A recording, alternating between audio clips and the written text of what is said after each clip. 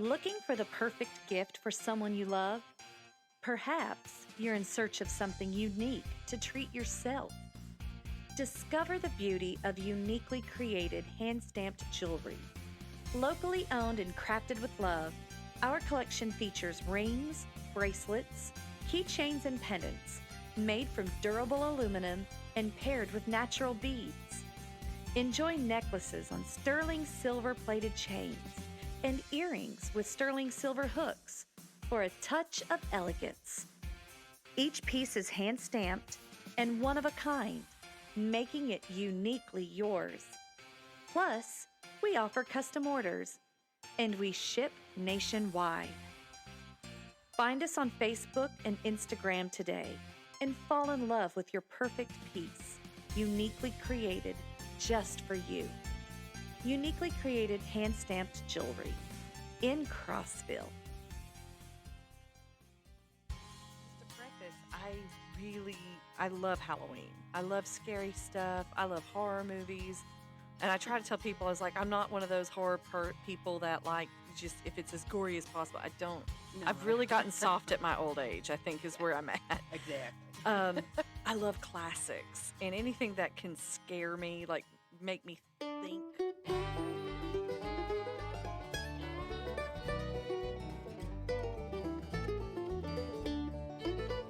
Welcome to What's Up Crossville, your go-to podcast for all the happenings in our quaint Tennessee town. Whether you've been here for generations or have just moved to enjoy our slower, friendlier pace of life, this is the place to connect with the heart and soul of Crossville. Here, we dive deep into the facts, share true stories, and get to know our neighbors a little bit better. Each episode aims to inform, inspire, and entertain, steering clear of the negative noise and controversies often found outside in the world today. This is Melissa Ellis, and I'm here to ask, what's up, Crossville? All right, so Okay. how do I say your last name? Curran. Curran. Okay, I've been saying it right. Terry good. Curran. Right. And you used to do the tours for DC. I mean, did you do anything else? I mean, that's kind of what I based it off. I know you used to do like, were they actual ghost tours, or you just did tours? Basically, Tanya Hinch had set up the doing downtown tours as a part of the downtown renovation project. And so I was one of those. And I love talking to people, and I'm a history nut. So I was always on board that. At the time, I was also on the DCI board. And so we were brainstorming, fundraising ideas and stuff. And so I said, why don't we do ghost tours in October? Oh, my gosh. Of course, you say something like that, and then you get the job. You get the job. So we did it the first year, and then it was kind of popular. He said, we didn't make money, didn't make a lot. Right. But they decided to do it a second year. And that's when Frances Carson came up with the idea. I think one of her kids, somebody knew some paranormal investigators. And so they asked them if they would come and visit. And they did actually come. They came in August 2012. Okay. Before the October tours that we did that year. Okay. And we did a few additions, but basically what we did was we had, everybody met at the Stone Museum, the little highway patrol office, it was called before that. And they would sign in there, and I had, greeters there. And then they would break up into small groups and go to different locations in town. And like one of the first ones was, used to be Bella Boutique. Yes. Which is now Christie's. Yes. Well, I went in there, and I had heard that building, the whole building was haunted. Okay. So I talked to the gal that owned Bella Boutique, and she said, well, she knew there was something there, but she, never seen anything. Right. But she says, I'll be up in front, and it's quiet. And I hear the shelves in the back room rattling. And it's going back and forth. And I'll go back there thinking maybe somebody came in the back door or something. And there's like a cold spot.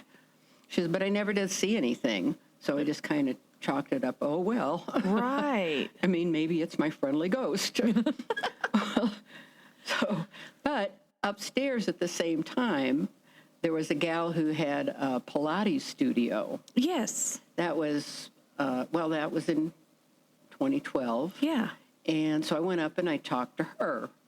And she says, well, sometimes I'm sitting at what I use for a desk, with a table, and it's like this big room, because it was up there above where Christie's and Bella Boutique was.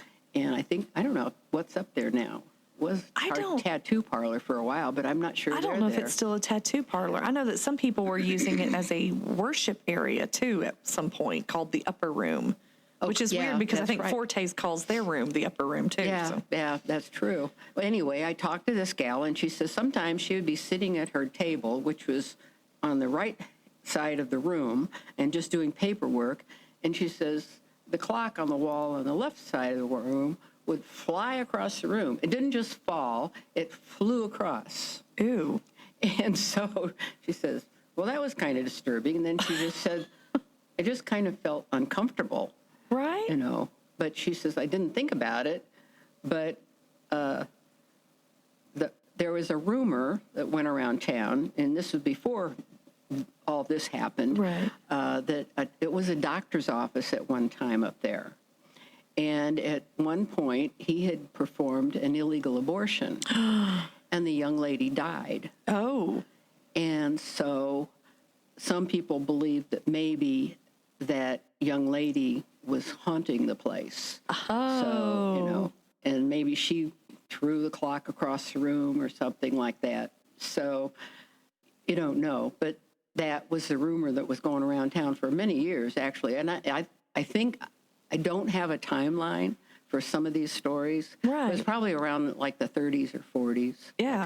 That period. Okay, that would track. Then around the corner from there, on First Street, which was actually the building that was the very first real library in the city. It's a title company. Oh.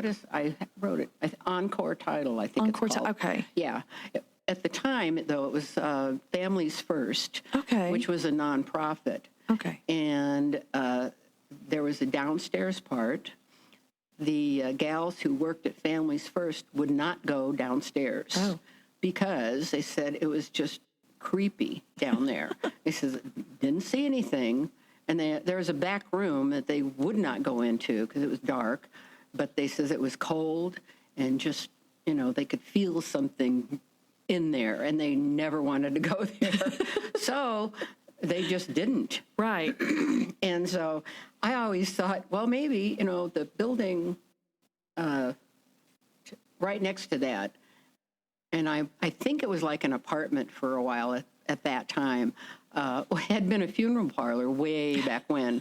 I said, well, maybe some of those, ghosts from the funeral parlor kind of went over and they found it more habitable in the basement of Families First, or they liked the library. Right. I don't know. So anyway, nobody ever saw anything, though. Right. And, but then I actually, while I was, kind of checking things out, there's a gal who has a beauty parlor down there now. It's called Bombshell Studio. Yes. So I called her just curiosity's sake. I says, we did ghost tours several years ago, and where your parlor is was a place where the ladies who worked upstairs would not go. And I was just wondering, have you ever had any kind of creepy feelings? She says, well, frankly, I don't like to tell people, but she says, it is kind of creepy when I'm in here all by myself. Right. Right. So she says, I haven't seen anything and I haven't really heard anything. But I bet she's thinking about it now. Yeah. That you've called. I know. I says, Way to well, go. If you do happen to see anything, let me know. But please give me a call. I don't have any exorcists that can come by or anything. No. But I definitely want to know about it. Right. The next stop on the tour then was the Tabor Blacksmith Shop. It's the building behind the courthouse. Yes, yes. And at one time, it was a music studio, and they did lessons and everything there. And they, there was always lights flashing, And the second year we did the tours, we didn't do this the first year, but the second year I decided I'm going to check with the drama teacher at Stone High School. Okay. Ned Sirleth was his name. Okay. Remember him? No, I don't. When my kid went there, it was Fergopolis. Okay. So, well, yeah. I talked to him, and he said, well, you can talk to the kids, anybody who wants to volunteer. I says, it would just be kind of cool to have wandering ghosts downtown while we're doing the tours. And, of course, you know, I probably had about 8 kids that really wanted to do that. Yeah. So they really got into it. I actually have pictures of this. Oh, so, awesome. Anyway, Mr. Sirleth did the presentation at the blacksmith shop. And he says that there was all sorts of lights flashing and voices that were heard. And he says it was just really kind of a spooky place. Mr. Tabor had been the blacksmith that worked there. And he was very well known in the community. And he not only made, you know, horseshoes and that kind of stuff, but he also did a lot of cooking utensils. So this must have been way back. Mm-hmm. I don't know. That's my problem. I don't have any years on some of these stories. But he also was the person who kept the clock running in the clock tower of the courthouse. Interesting. Yeah. I didn't know And that. it seems like after he died, it never did work right. And at night, I have a friend who helped with the tours. She likes to take pictures, so she would take pictures of the courthouse and different places around town. But she says she has a few pictures of the clock tower, and there's all these bright orbs kind of hanging around. So, you know, some people have taken the pictures, and they have had set, more than one person has seen these orbs around the clock tower. And it's when they do the 4th grade tours, the kids always want to know if the clock tower is haunted. And Nancy Hyder, who has been doing the courthouse part of it for years, she always says, well, you don't know. I mean, people hear things. You know, the bell might ring sometimes. Wow. The clock doesn't work steadily. So when we also did the tours, and I wish I could find this guy because I did try. It was an Indian. It was a Cherokee Indian who lived locally. And he was standing out on the courthouse lawn on the other side, and he would tell stories about, he called them Cherokee little people that lived in the area. Okay. And they're actually known, and they were in one of these Tennessee haunted places books that I checked into. And so the little people of Cherokee folklore were capable of doing good deeds for people who treated them with respect. Okay. However, if you look at them directly, you risk injury or death. Ooh. So, I mean, he had a few other stories, and I wish I knew what they were because I didn't get to listen to some of those things. But they had a medicine man with them, and if, you know, when they did the Trail of Tears, he says if there was a medicine man with the group, then he might have brought some of these Cherokee little people with them because they would only be around where there was a medicine man. And some people think maybe those orbs were some of those little people. And apparently they're like 3 feet tall. They're like really little people.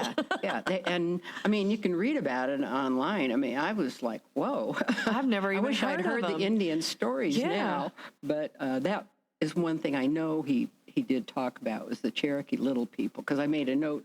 I have notes to myself about that. And then there's the famous story about the hanging.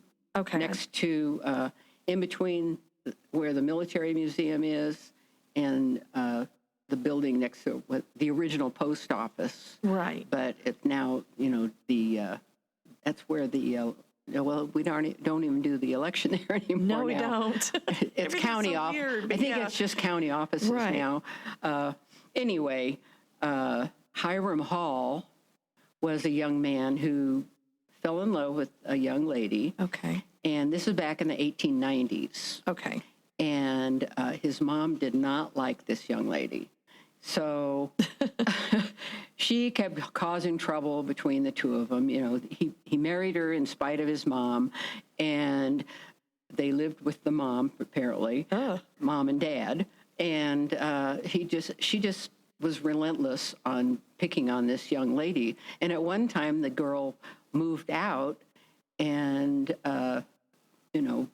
decided she didn't need to hear that anymore. But Hiram talked her into coming back because he really loved her a lot, and she did. And in those days, I think Hiram was like 19, and she might have been 16. Like young. Very young. Yeah. Anyway, she came back. Well, Mom's, battering behavior was relentless, and she kept picking on her, and she was going to be, strong and hang in there. Well, she talked Hiram into killing her. Oh, my gosh. So that went south real fast. Well, he threw her in the well. Oh. And it didn't work. She grabbed onto the side and was able to come out. He did it again. Didn't work the second time. And Mom's really badgering Hiram to keep, picking on this girl, and she wanted her dead. So he did it a third time. This time he used a board and held her down so that she did finally drown and got killed. Well, she wasn't, free very long. He got arrested, and this book, his full confession is in this book. That's why I brought it. Cumberland County's first 100 years. Yes, this was, I was a member of BPW for many years, and a couple of the ladies in BPW wrote this book. So what is BPW? Business and Professional Women. Oh, okay. And so it's, it's a very good history, but I learned a lot about Cumberland County history from this book. And where can you get that book? Library? Well, they used to have some here. It's out of print, and I'm not sure if there's any place that has it. You may be able to get it online. I got this one just because I really wanted to know the history. Plus, I didn't know anybody here, so I was really trying to learn fast.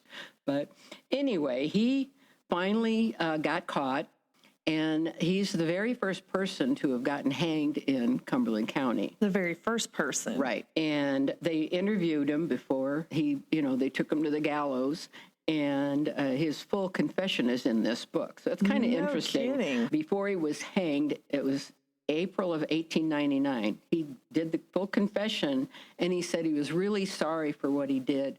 But his mom kept after him, and he didn't want to disappoint his mom. Oh. So he was a good, obedient child, even if it was bad. In fact, at one point, she had tried to get him to kill her husband. Oh, my gosh. And he tried to shoot him once, but it didn't work. And he says, I can't do that. He's my dad. Oh, my gosh. Well, Norman Bates did say that a boy's best friend is his mother. So. Right.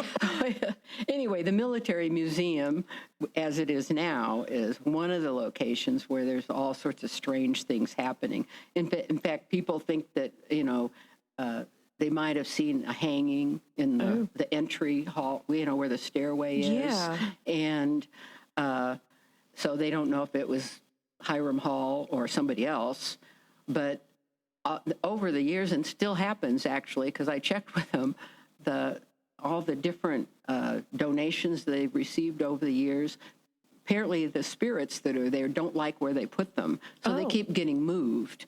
And I says, why don't you just leave it where they put us? Because maybe there's a reason. Yeah, they're right. They're trying to curate the museum over the years, the way they want it. Yep. And actually, they're remodeling now, apparently. They got a grant to help remodel. And I said, well, my hope always was, and I keep telling them, why don't you write a grant and get some money so you can open up the upstairs? Because that building is very historic. I mean, it was built in 1886. Yeah. It's one of the oldest buildings in the whole county, I think. Is it? And even in the 1890s, or no, had to be after that.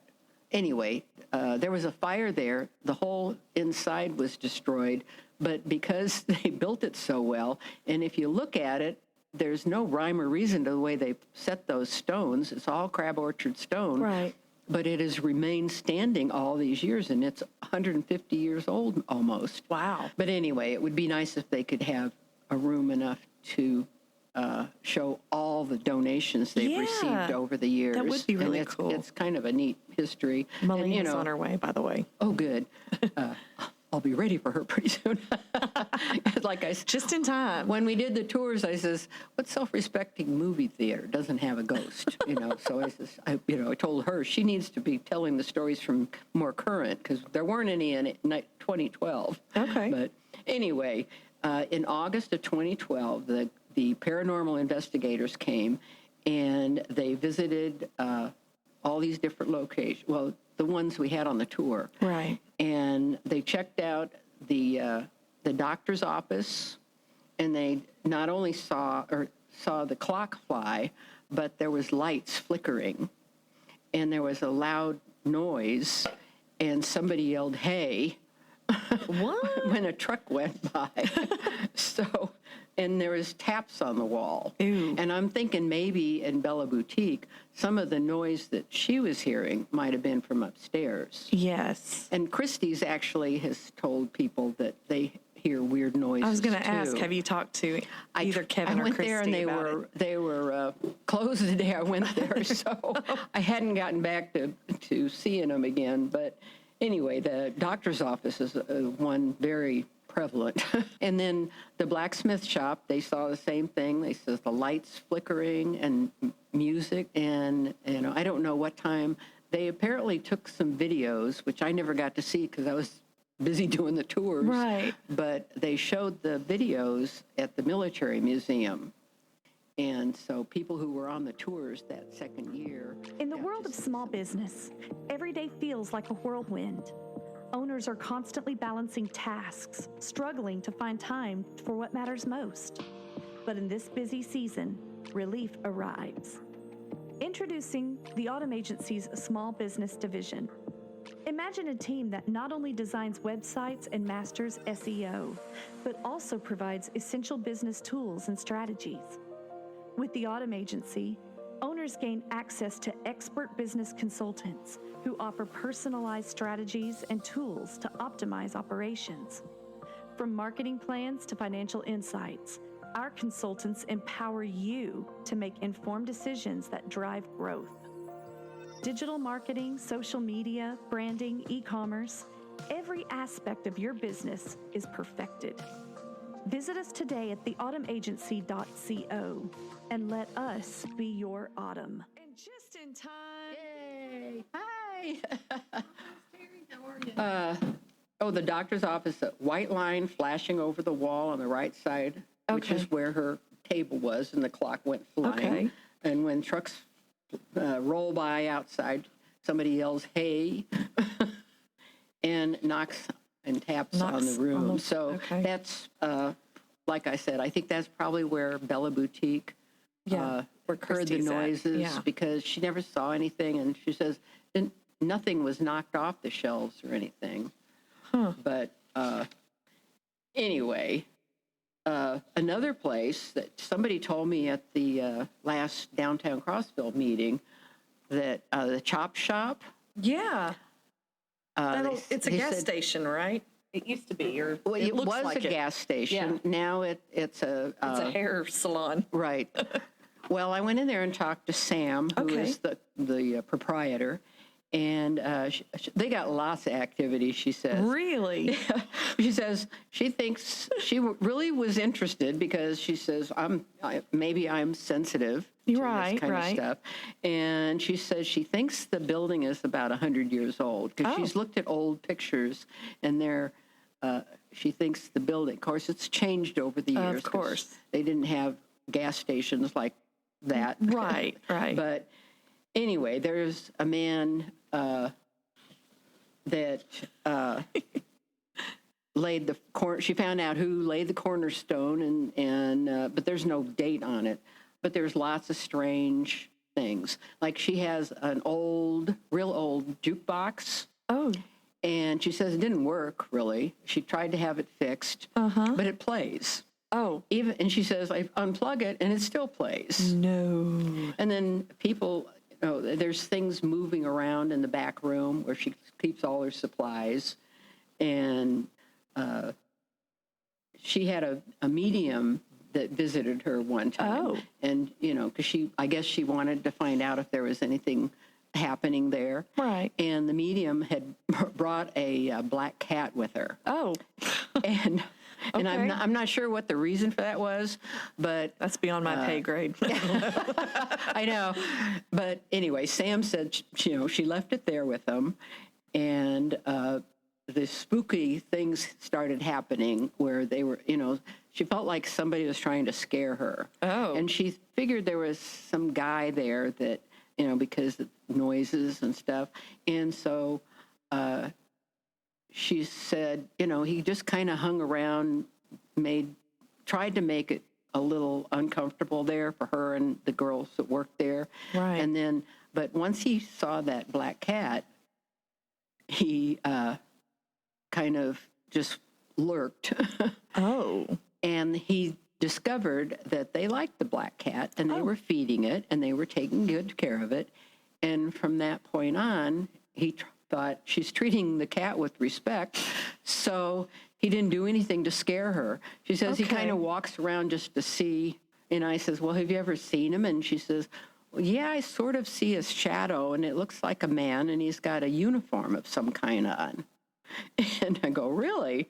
And she says, I can't tell what kind of uniform it is. But she said she's wondering because when they were doing the renovation and remodeling and stuff, they discovered that underneath the basement there's a tunnel, and it leads, she was told it leads to the old jail. All right, so is there a basement under the chop shop?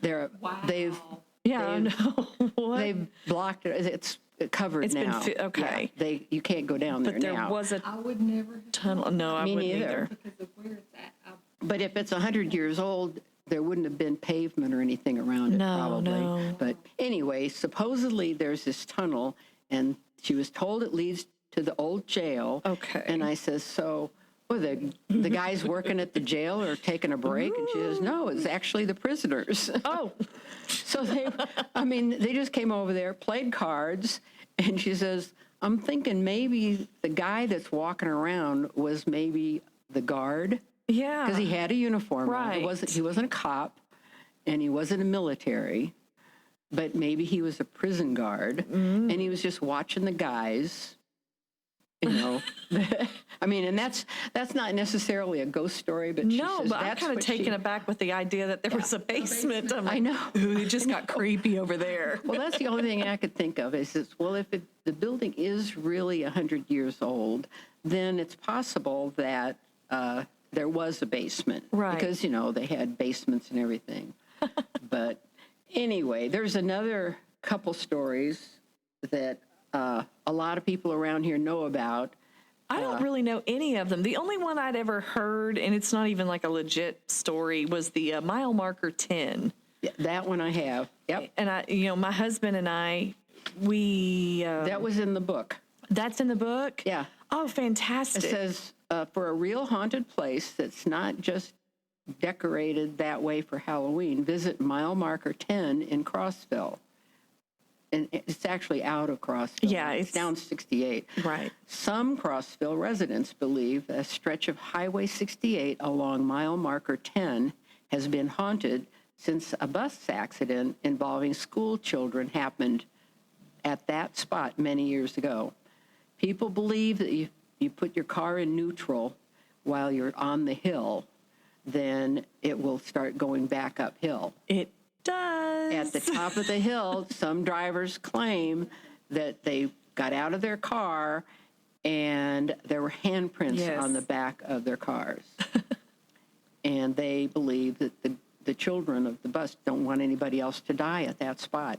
And so that's the big story. Now, I've heard people say that they put powder on their car so they could see the handprints. Now, Oh, really? That's what I've heard. And when I say heard, I mean, like, I Googled it and I read it in a forum, okay? So I don't know how legit that is.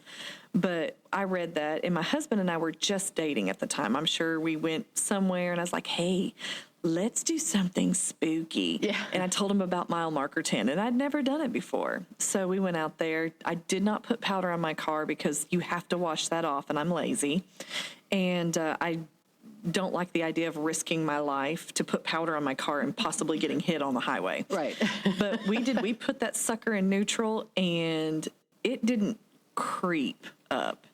It went up. I mean, like, really? No, it's not even a little bit of a, you have to have like a time lapse camera or anything. Like, it's very obvious. Wow. And I mean, I think we got like an old phone video of it. I don't even know if I have it anymore, but we were freaking out and giggling and like, because I'm not one of those that gets scared and I cry or anything. I get scared and I giggle a lot. We're all gonna die. One of those deals. Yeah, I'm one of those too. But yeah. So I don't like that road anyway. It's just it's dangerous. It's so many rock slides, and Yes. if it rains, it's just nasty. And so, anyway, the other story that everybody knows about is the Grassy Cove Unquiet Dead. Oh, I don't know this one. The Civil War soldier. Don't know this one. Well, back during the Civil War, there's lots of caves in Grassy Cove. Well, there's actually lots of caves all over in Is Tennessee. there really? I only know of one. There's a few, but the one cave was full of saltpeter, and the both sides of the war, they used saltpeter for ammunition. Okay. And apparently, not too long after the Civil War, some boys were investigating some of the caves back in the back part of the cove there. Yeah. And they found a petrified soldier. And so they called, law enforcement, and they came out there and they did an investigation and, the autopsy and everything. And it was discovered that, it was a Union or I think it was a Confederate soldier. Confederate? I don't remember. Doesn't really say in the story. Anyway, we have Malena here with us. She's jumping in. This is a good episode. They took the body to the Methodist church down there, and they thought they should give it a proper burial. So they did so. Well, then they started having all these strange sounds at night, and they heard screams, and people from the church stopped going to church because they were scared. They says, I don't know, That is not a reason to not go. I think I'd be going more. Well, and somebody even told me one time that they thought they saw him going from grave to grave. Ew. And anyway, it kept getting worse. And so they wanted to get rid of the soldier. And actually, there was a former slave. They said his name was Simon. And he warned them ahead of time that burying a body at the church was not a good idea. Ew. Because, they says, oh, the heck, that's just an old wives' tale. And he said, well, he was a grave digger, and he was summoned to remove the body from the grave and return it to the caves. And he agreed to do that. And there should also be a funeral, though, because the guy needs to, rest in peace. Right. And so apparently they did do a funeral, but they moved him back to the cave just so he could rest in peace finally. So that was the big, and that one's a very famous story, actually. Even Martha Hales, who was pastor out there, she says, we know about that one. See, I'd never heard of that one. I must be living under a rock. No, that's a fairly famous story around here. And like I said, I also asked locals, about on Facebook to see whether or not they had any stories, and he says, I saw a ghost during the big yard sale. It was about 4:30 in the morning. I put my dog on a line in the front yard, and my dog started barking, so I looked to see what she was barking about. And when I looked, it was very strange. It looked like there was a figure and some glowing white light. Oh. And it was very dark. Figure was moving along, kind of hovering, it looked like. And it was the middle of the road, and the dog just kept barking until it went away. So The white light's a little there's a place concerning. out in Homestead, apparently, that a couple people said they know about it. There's a doctor's house. Okay. And one person, I don't use names because Okay. I didn't think people Just to would avoid want to know. any kind of arguments Anyway, that may arise. There is a haunted house in Homestead, and it's on record that children were heard running and playing upstairs, and only 3 adults that lived in the house. So nobody in the house had kids. I was one of those adults. So they heard the sounds. And another person said that there was a doctor who lived there, and they had the same type of thing. It says they had terrifying noises, and we left after about 6 months because we couldn't stand all the noise. I'm out of here. And let's see. Oh, there was another one about 30 years ago. They said they only stayed there a few months. Also, there was a cool breeze coming from nowhere, children running around, and none were at the home at the time, and they'll never forget it.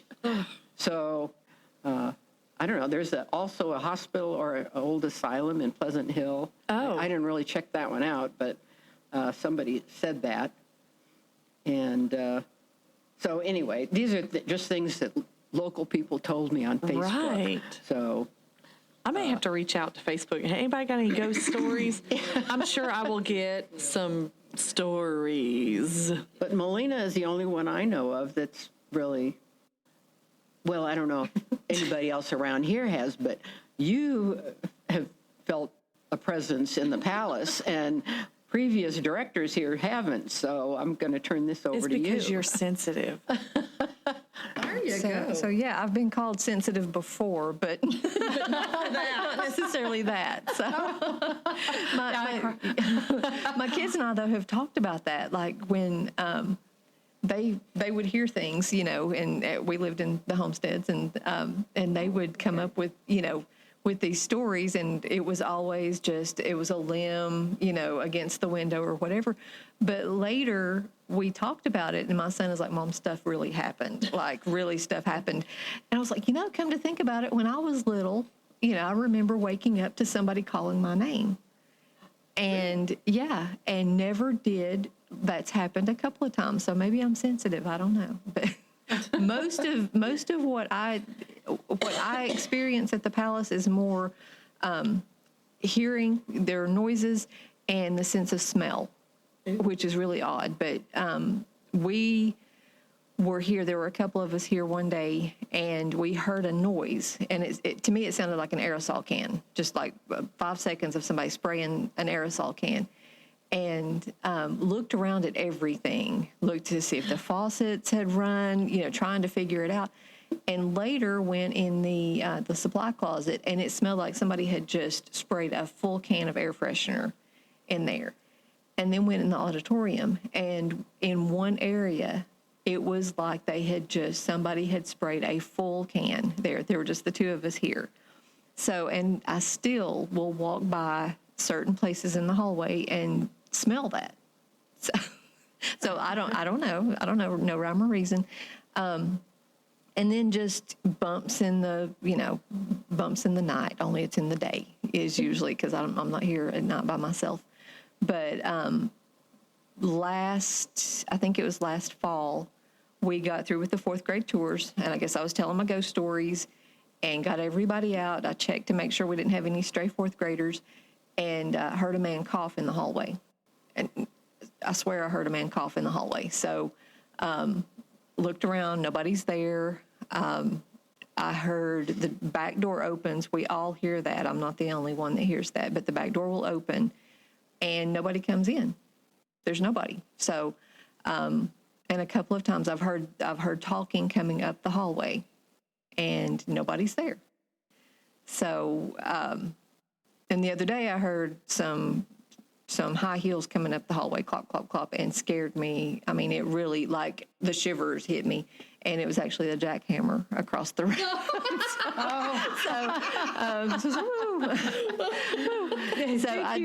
I do think that maybe the way that, the logical part of me says that it's the way we're laid out, and we are the tallest building on Main Street. I think that maybe the way the wind catches and the sound travels, and I've grown up in hills and hollers my entire life, so I know how sound travels. And you think somebody's in your backyard and they're, in the front 2 or 3 streets over or whatever. But I think that the way the sound will travel through the building, that we will hear things that are not necessarily where we think they are. So I chalk it up to that, especially when I scare the kids and I say too much. I was like, it was just the wind. It's just, it's no big deal. It's no big deal. But inevitably, when we get a new employee or two, something will occur to kind of be like, okay, wait, what was that? What was that? And I think it's just, it's just for the fun of it. We do have things that happen in the auditorium. We can clean the whole place up, and it's fine. And I have witnessed this myself. It'll all be nice and clean. And you go back through one last time, and there's some popcorn in a row that you cleaned that row up. And you come back and you clean that up, and there's popcorn in another place. So, and that's not just me, that's everybody, but it has happened to me personally. Yeah. So, like the military museum. It's just consistent. I mean, to this there's day. always something. Yeah. There's always some little something. There's some of the pictures. So, it's interesting because in the beginning of this book, where I got a couple of these stories about local, it says, on the surface, Crossville, Tennessee seems like your average city, but undead ghosts of days gone by in this city don't seem to plan to pass away. Spirits are so standard in this place, loads of residents don't even lose sleep about it any longer. Not everybody trusts in the accounts the residents tell, but seeing is believing, and if you spend the night here in Crossville, you may well catch a glimpse of a phantom. well, there we go. And apparently there's a stretch on I-40 that this guy says he's heard so many stories about lights flashing, and there's nothing around. It's like in the middle of the night, and so there's a few. Well, another one of the stories that I heard that the Indian told was about raven mocker. I don't know what that is, but it's wizards or witches that take the breath of those who are dying. Oh. And spirit wagons. Okay. That's something that, people had talked about. Alan Tinch, do you know who that is? I've heard the name, yeah. He heard spirit wagons and no horses necessarily, before there were cars. Okay. And out in Mayland, there's a lady that lived near Walton Road, and they went through her house, Yeah. she said. She claims they did. I just got the shivers.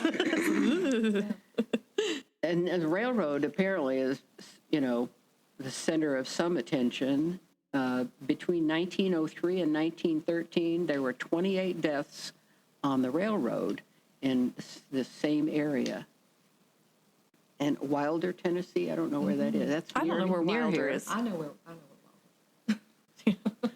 Well, I guess you can give us a tour to that. Let me help you with that. So Wilder is if you go up 127 north to Jamestown, go past Clark Range and take a left past South. I think it's South Fentress.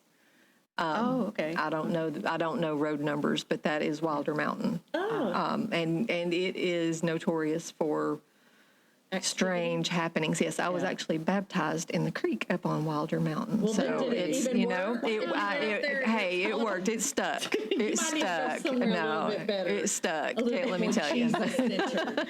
It stuck. The Crab Orchard Inn is another one. It's not here anymore, but apparently Right. it had been the site of one of the waitresses, I guess, got killed. Where was by this? Crab the Orchard Crab Orchard Inn. Inn. It was a big, beautiful inn. And frankly, Crab Orchard is actually the first settlement up on the plateau. Oh, I did not know that. Before Crossville, became the county seat. Crossville, yeah. Crossville. Sorry. I'm saying it wrong. Crossville. I know. It's Crossville. Anyway, Crab Orchard, because it was at the top of the road coming up, then they had this beautiful inn, and people like Andrew Jackson stayed there. It was right down the road beside where Liberty Market is now, down the street, right beside the railroad. When did they take that down?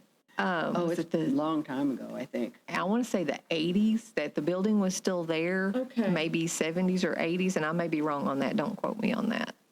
Seems like I remember seeing it there. Huh. So. Yeah. Anyway, one of the waitresses got Yes, killed. I yes. think they were trying to rob her or something, and she kept hanging around there too because she didn't like the way she died, I guess. She was upset. In 1950s, the apparition of a ghost appeared in the fireplace, and this guy told about it. I don't know where he lived exactly, but it was in town here. Okay. He said followed him to Dayton, Ohio, and the spirit told him that he should take some gold coins and bring them back and bury them under a rock in Tennessee. Do we know where this rock is? I would like to buy a new car. That's why I'm asking. It's like I could use it real gold. Is it real gold? And there was another young man, well, a few actually, that I don't know why I have the names, but there was some young men that were killed during World War II. Okay. And one of them, PFC Oscar Verbal, he was killed during World War II, and he made a visit to his family the day before the family was notified of his death in the war. That's kind of sad, actually. Yeah, I'm so sad that we don't have tours like that anymore. Like, I feel like there's something we should do. And of course, like you said, when you suggest something, that becomes your job. So we're all going to keep it on the DL here, ladies. Yeah. Nobody mentions it. Well, that's why I thought maybe if we could have this investigator come down from Scott County. So we did have someone come in who is a, I guess, a self-proclaimed paranormal, investigator, and didn't tell us that. Came in for a movie and asked the people working the concession stand how many ghosts that we had, plural. And the fellow that was working at the time was like, I'm sorry, ghosts? And he said, yeah, just, there was one in the auditorium while I was watching the movie. I was just wondering how many you had, because I know there's at least, 2 or 3 in here. Really? So I'm taking what he, whatever. but we've had informal, I'll call it informal opinions about what we have in here. So I did try to contact the couple that did the investigation, and in one of these newspaper articles it tells who they were, but they didn't know what I was talking about. Okay. So it wasn't the same group, and the connection was with Frances Carson, and unfortunately she's not here anymore, so I don't know how to get a hold of them. Right. And they did take video. I mean, there were videos that they were showing. I wish I had been able to see them. I don't know anybody that saw the tours, but anybody out there went to those tours. If you've heard any of these tours, oh my gosh. And they reported back. I mean, I always have a couple of those blurbs that I kept that they sent me, that there was definitely paranormal activity. And so, I can tell you one. like I said, I was standing on the corner at the Stone Museum and directing traffic all the time. So one more thing, we had a local business owner come by. I won't rat him out. No blast. But he came in to introduce himself and everything. We went to look in the auditorium because he had worked in a theater. And so he asked me, so how about the ghosts? Are you haunted? And I said, well, we have noises and that sort of thing. And he told me a story that was in the theater that he had been in, but it was very similar to a story. Now, take this for what it is, because I had a couple of pranksters that worked for me, and I'm really not sure whether to believe it. It may have just been for me, but they've told the story consistently. They were cleaning up the stage after an event one night. There were 3 of them here, and they were cleaning up, and so they turned the lights off in the auditorium. They were, standing on stage, and there was a figure sitting in the back of the theater. So they turned the lights back on. No one was there. So they called out one of the other ones that was not there with them on stage. They were, and so he came up, and they did it again. And there was a figure every time they would turn the lights off, there was a figure. So they left everything on, left it all on. They've told me that several different times. They've told that story, and consistently, I've never seen anything, but it went along with what this new business owner had talked about happening in his theater. So nobody turns the lights off and looks out in the auditorium anymore. The only thing that we call them gremlins in the lighting system. So I came in one day and one of the lights was just pulsating on and off and on and off. And we turned the breaker off on it, and it still came on. So we have that consistently. We have all new lighting now, and we still, it's you turn the board off and a light comes on. Nobody knows how to explain that. Our electricians don't know how to explain that. So, but if I see a figure, look out, because I'll be heading out the door, and you will not be able to catch me. So, but that's our one credible sighting. Right. Well, interesting, the gal that did the ghost tours up in Rugby, she used sensor lights, what she taught, and she would lay them on the floor, and she would try to, get the spirits. Ain't no conjuring. And No, we're not going to conjure that stuff. the lights would, flicker on and off, and I'm going, ooh. Yeah. I said, of course, that was when I was still in a wheelchair. So I didn't go into the houses necessarily. My daughter-in-law was with me, and she says, well, Terry worked in the schools for 30 years, so we need to take her into the schoolhouse because she may be, an attractant. Can you speak to them? So, and I'm going, okay. So I didn't see anything. But actually, somebody did see flickering lights off in another room, but it wasn't where I was. I says, I think I'm a deterrent more than anything else, because I tend to be a skeptic. Right. Yeah, I'm a skeptic too, and I think I think you and I've talked about it. You're kind of a skeptic too, but I do like ghost stories, and they usually root from something that is historically accurate. Like there's something that has happened that. And it maybe just grew into something bigger than what it was, or, maybe I'm wrong. Maybe I'm wrong. Well, and, there was a story that a house on Brown Avenue was full of spirits, and this gal told me about it. She says, I think my mom was just trying to scare me to, behave myself and, all this kind of stuff. Well, more than one person said that they sensed something there, but the house burned down, and they don't know why. But so nobody knows who was in it. I mean, the name that was attached to it was somebody kind of famous, so I don't really want to say who it was.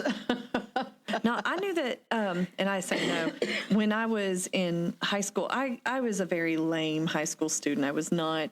I did not party. I didn't go out and adventurous things. But in college, however, I was stretching those legs a little bit. And apparently, and I vaguely remember this, there was a supposed haunted house on top of Hinch Mountain. And it's gone. It's Luminary.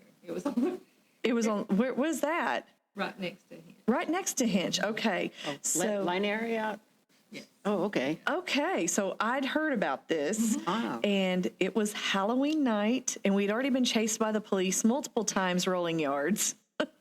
Oh, dear. I was a wild child, Oh, my gosh, what year was it? I want to say 96, 97. Okay. And it was right before I went to tech.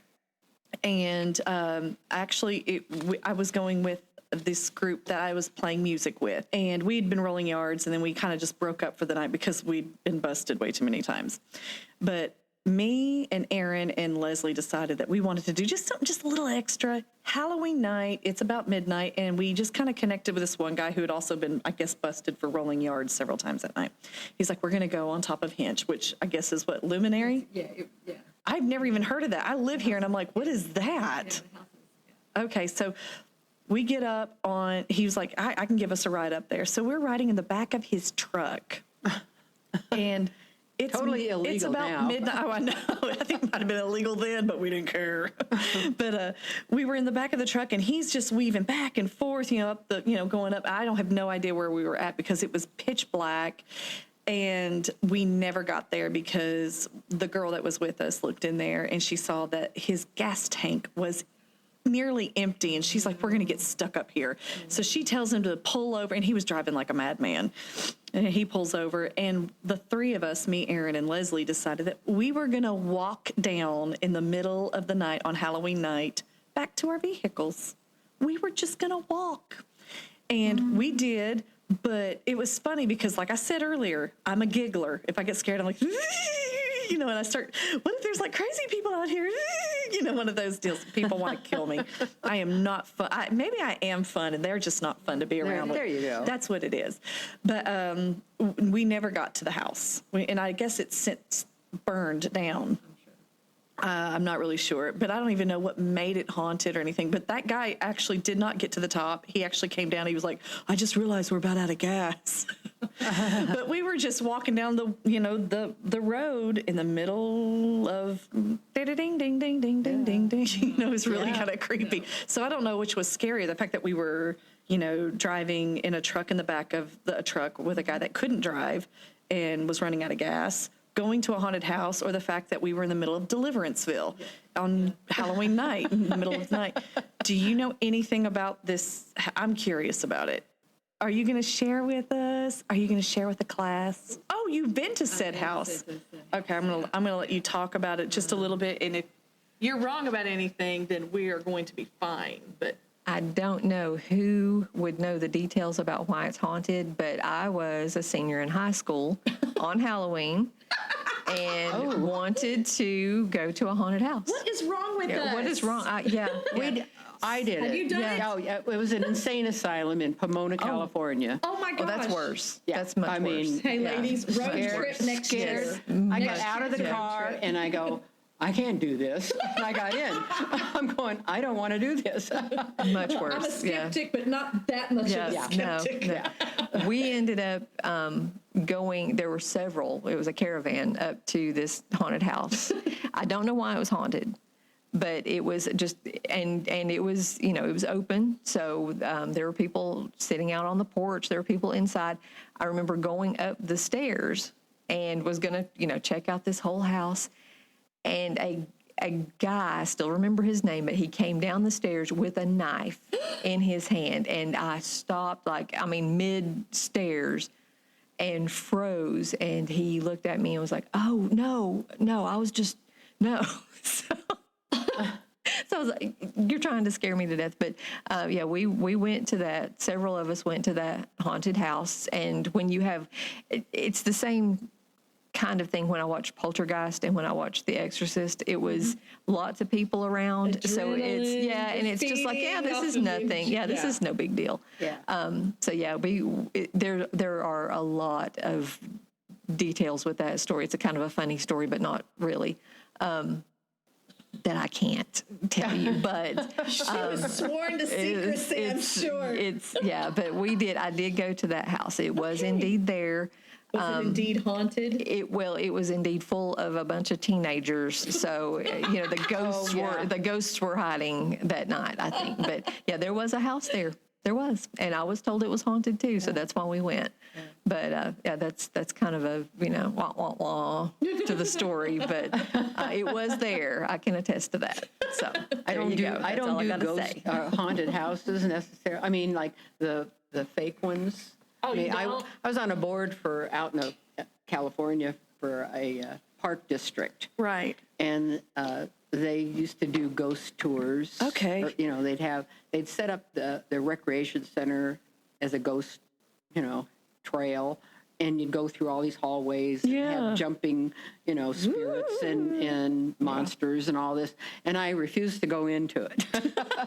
I says, I will work on the snack bar, but I'm not going into that place. I don't want anything jumping out at me, And I eat that stuff. The guy that was the director of the park, he said, well, I mean, you helped set it up. You know it's not real. I'm going, I don't care. I don't like anything jumping out at me. Jumping on me. I mean, he tried to bribe me and everything else. I says, nope, I don't do that kind of stuff. I'm out. That's hilarious. Use me however else you want to with the parks, but I'm not doing the ghost house. No, I've helped coordinate haunted houses. I love haunted houses. There was a time in my life where I was like, I'm going to give up music. You're already laughing at me, and that's going to be my career. I'm going to make a haunted house. I know. I was like, I'm going to do a haunted house 3 months out of the year, and then the rest of those 9 is planning for it every year. And I legitimately wanted to do that. Yeah.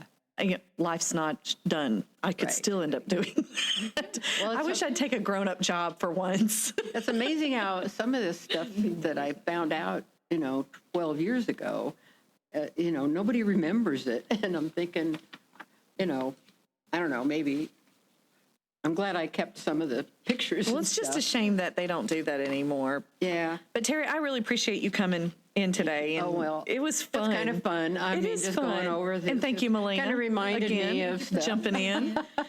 So, that was fun. I mean, I know DCI is very involved now with the Friday at the Crossroads. And I guess they're doing the Taste of Crossville tomorrow, I think. Oh, that is coming up. So they got a lot of things going on at the same time. 4th grade tours. So, ghost tours is kind of off the table right now. Right. Maybe someday maybe next year. Yeah. There were a couple of they might. If they get the right volunteer to. Don't look at me like that. I know the 4th graders all want to hear ghost stories. When you're coming down, it's right off Interstate 40. It's my beloved hometown, Crossville, Tennessee. And when I leave, I feel so sad, not just because of mom and dad. It's for my love of hometown, Crossville, Tennessee.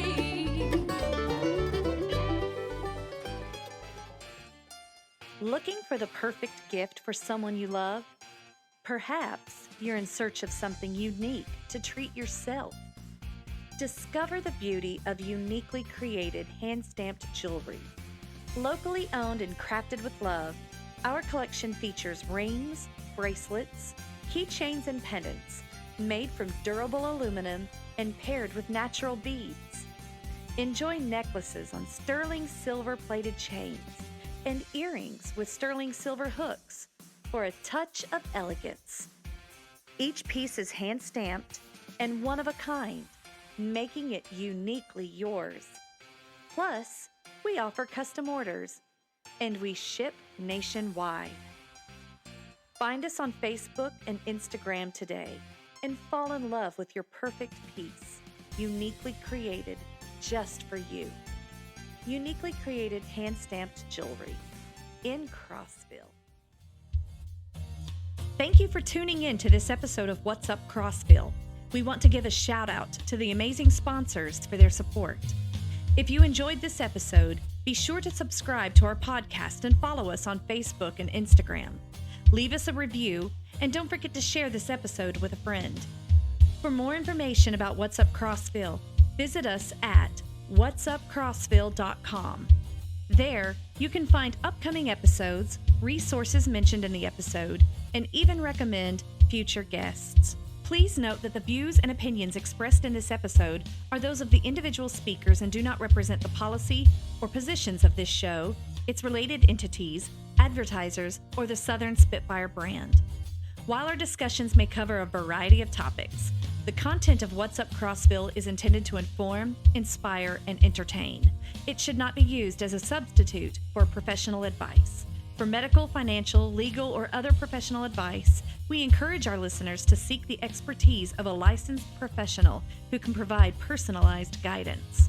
Thank you for listening, and we'll catch you in the next episode of What's Up Crossville.